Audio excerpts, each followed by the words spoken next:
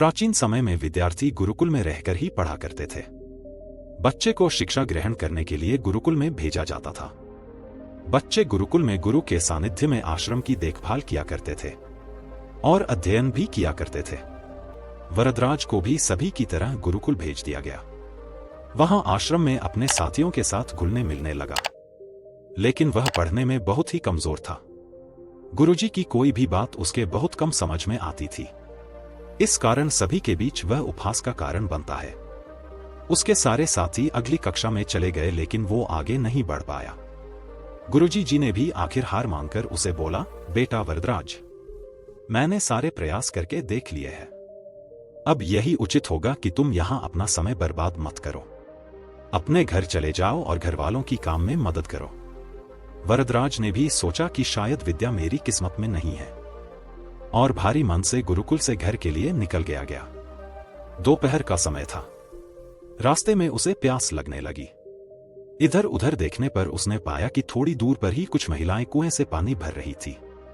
वह कुएं के पास गया। वहां पत्थरों पर रस्सी के आने जाने से निशान बने हुए थे, तो उसने महिलाओं से पूछा, यह निशान आपने कैसे बनाए? तो एक महिला ने जवाब दिया, बेटे, यह निशान हमने नहीं बनाए। यह तो पानी खींचते समय इस कोमल रस्सी के बार बार आने जाने से ठोस पत्थर पर भी ऐसे निशान बन गए हैं। वरदराज सोच में पड़ गया।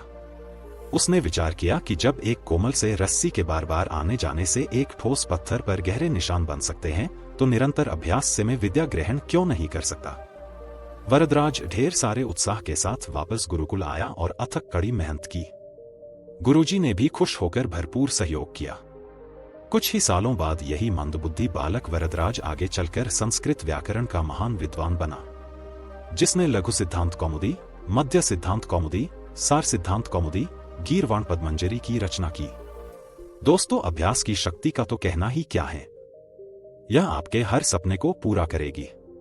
अभ्यास बहुत जरूरी है, चाहे वो खेल में हो या पढ़ाई में या किसी और चीज में। बिना अभ्यास के आप सफल नहीं हो सकते हो। अगर आप बिना अभ्यास के केवल किस्मत के भरोसे बैठे रहोगे, तो आखिर में आपको पछतावे के सिवा और कुछ हाथ नहीं लगेगा।